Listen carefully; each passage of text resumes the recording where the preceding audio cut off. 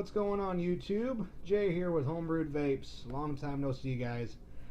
Just to give you a little FYI where I've been, what I've been doing. Got my own juice line, starting it out. Been kind of busy trying to get this thing up off the ground, so it's taken me a little bit, and I apologize for being away so long. But what I got for you guys today is a box mod review. AngelSigs.com sent me out this Smok Xpro M80 Plus to review for you guys, which I am very thankful for. Thank you, Angel Sigs. I'm going to leave a link in the description below for these guys and kind of give you some ins and outs, my thoughts, pros and cons, all that good stuff. Do some vaping on her, and then we'll wrap this thing up. But let's dive down, show you guys what this thing's got. The Smok Xpro M80 Plus from Smok Tech that AngelSigs.com sent me out to review for you guys. Guys, I've been waiting for this box for a while. Not from them, just since it came out, I've been wanting this thing because I wanted to try it out, and for the price point on it, you know, you couldn't really go wrong. $49.99 for an 80-watt device. Whether the temp control works or not is still a hell of a deal. So let me walk you through this thing, show you what it has to offer, and show you what it says it has to offer but doesn't quite perform. This thing has 5 menu items. Get 3 clicks to get into the menu. First you have your wattage, temp control, or your mech mode. Your mech mode, yeah, it does nothing. Your temp control does nothing, so we're going to stay in wattage mode. Go to the second one, 3 clicks to get back into it, click it again. This is your puff counter. 47 puffs since I turned the box on. And the one thing I love about it, it goes 2 decimal places. 0.45 ohms. This is a Innikin iSub tank with a 0.5 ohm coil. The only thing I don't like about it is right here, the voltage. It doesn't tell you the volts until you hit the fire button. Which, when you're hitting the fire button, usually you're vaping. So I don't know what good that actually does to show you while you're vaping what your voltage is. I mean, yeah, you can look at it like this, but you're just wasting juice. And then your wattage mode here goes in single increments all the way from 6 to 80 watts. It does not round robin, but it does go fairly quick once it gets going.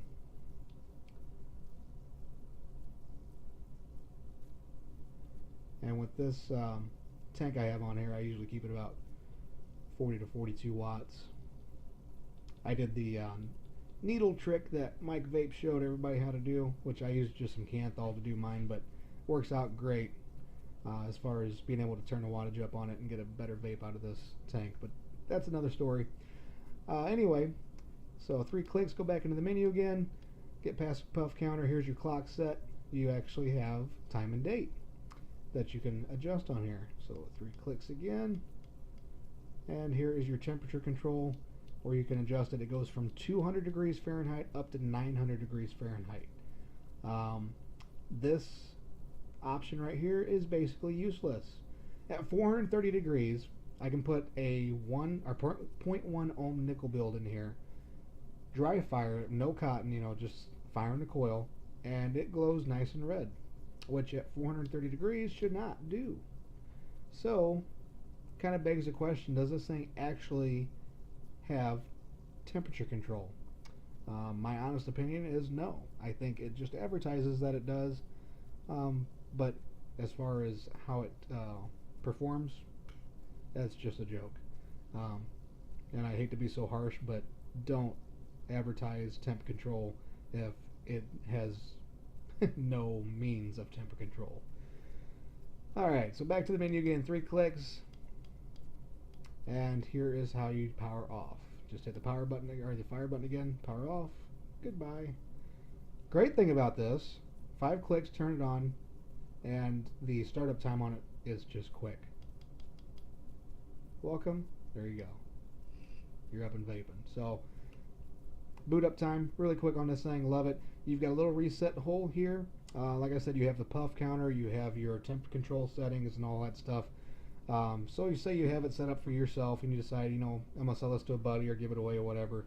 You go and you reset it, it takes it back to factory stock. On the bottom here, you have your vents for your batteries, which it holds two 18650 lithium polymer batteries, and then you have your micro USB charging port here. And let me see if I can get that to focus out. There we go. Has your input voltage for your charging. This way you know what kind of base to use, because it does not come with a wall mount charger, just the USB cord with a micro USB at the end. Now, as far as changing out the batteries, I do not know if it can be done. Like, once these batteries are gone, you know, can you replace the batteries in here? I honestly don't know. I want to try it, but I'm not going to, if it ain't broke, don't fix it kind of thing. And then at the top, also have the polished chrome, which is a fingerprint magnet, but it does polish up pretty good with a shirt or something. You have a spring-loaded 510 brass pin, which is pretty tight. Let me try to get focused in on this. Man, there we go. Anyway, it is pretty tight. My tanks fit on there really good and snug and nice and flush. A couple of my RDAs do not. Like my Aeolus here. Go to screw this on. It doesn't go down very far. And once you get there, that's as tight as she goes. And you can see the space, the gap between the bottom of the RDA and the top of the box. So you got a little gap there. Not really a huge issue for me. I mean, it's now that one, you see how it kind of sits crooked? That drives me absolutely nuts, but that's just me. But anyway, it does fit, it does fire, it does work on here. The box goes down to 0.1 ohm and goes up to 3 ohms. The only problem is the 0.1 ohm is more for your temp control, you know, because your nickel builds are going to be a lower ohm. The problem is the temp control doesn't work. So if you throw an RDA on there, usually I try to keep it around 0.25 ohms, a little bit higher, you know, just that so you can use the 80 watts. Because honestly, any lower than 80 watts just really doesn't fire very well on here. But anyway, that is up and closey on the Xpro M80 Plus.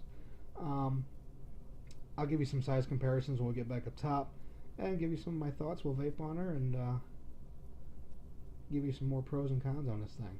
So, alright guys, get back up. So on here, like I said, I have my Anakin iSub tank, which I love this thing. I mean, it works great. And for this kind of box, it fits it perfectly as far as what it's meant to do. It's an 80 watt device, but at 80 watts, the battery only lasts you 2 to 3 hours, and then it's gone. At 40 to 42 watts, like I vape with this thing, it lasts me 2 days. So, I mean, it really does. And I don't know why exactly. At 80 watts, it just kills it so quick, but I can go half the wattage, and it lasts me literally 2 days.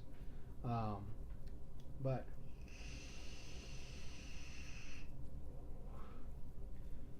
for a variable wattage box for $49.99, you can't beat it.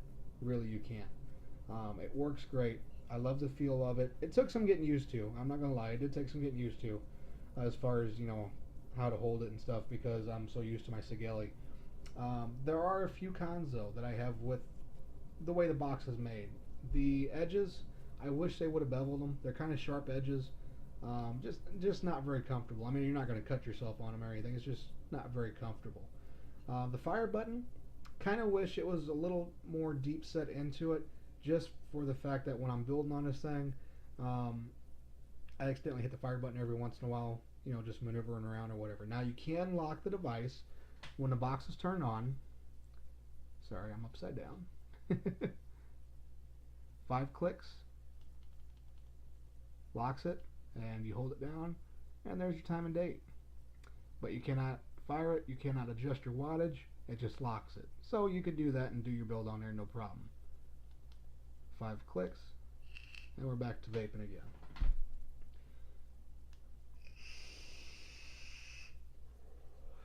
Now for size comparison, here's a Sigeli 150 watt box mod. There you go. As far as height is concerned, this thing's pretty short compared to it. As far as the width, oh here, let's do it like this. There we go. As far as the width, pretty much the same. This way, about the same. The Xpro, just a little narrower, not by much, but the height is definitely pretty good difference. As far as, like I said, the feel in the hand, it's nice and weighty. It's got an aluminum body on it, and it feels nice and hefty. There's no battery jiggle, or no battery jiggle, no button jiggles. I mean, this thing is nice and quiet, nice and sturdy, nice clicky buttons. And it is a great box. Like I said, for the price point and for an 80-watt box mod, you can't beat it. For temp control, it's not even an option, honestly. That's just a joke, in my opinion. But and in the mech mode, it's supposed to work like a mech mod. You put your thing on there, your atomizer on there, and vape it. But nowhere close to putting it like on a mech mod. So honestly, if you get this thing, 9 times out of 10, probably 10 times out of 10, you're going to use it for the wattage, and that's it. But like I said, for the Aeolus or any of my RDAs that I put on here, if I've got it like, you know, 0.25 ohm build on here, it does screw on. They do fire, but I do have to crank them up. Stop whining. Oh. It's my text messaging. Alright, so come on, 80 watts.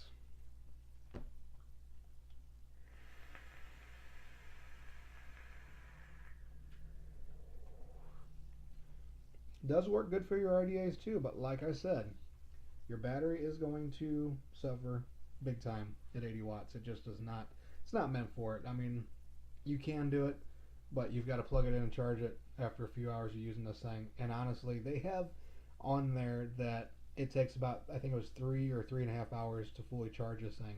When I first got it, it had about 3/4 battery. I put it on a charger. 4.5 hours later, it was fully charged.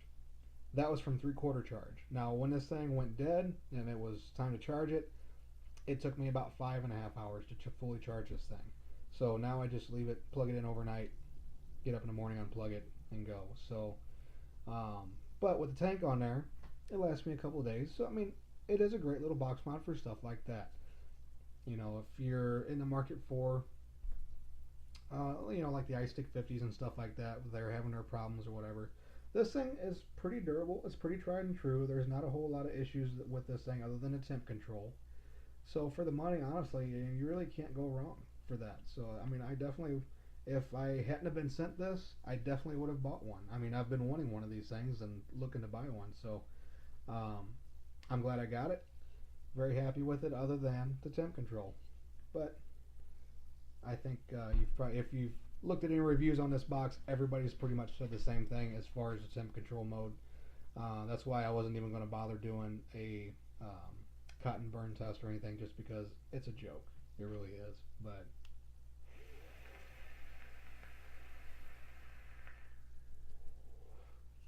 But it is a great little box mod for your wattage mode. Sorry about that. Let's put my tank back on here. But other than that, yeah, that's pretty much all I got for you guys as far as this box goes. I highly recommend it for you guys that are out there looking for just a little bit higher wattage box mod for the price point. You can't beat it, and it is a nice little package. Works great for your sub tanks, you know, pretty much any sub tank. I can throw my Freemax Star on here. I vape it at about 65 watts, and it works great. But like I said, the battery, with the 65 watts, the battery isn't too bad. It lasts me about a day, and then I've got to charge it up overnight. So even for that, it's still a great little box. You know, it states that it's got a 4,400 milliamp hour batteries. Honestly, it's more like 4,000 milliamp hour batteries. Even the pamphlet says it's 4,000 milliamp hours, even though it's advertised as 4,400 milliamp hours. So I'm not sure what the story is with that, but it is closer to 4,000. But other than that, guys, that's all I got for you. Hope you enjoyed.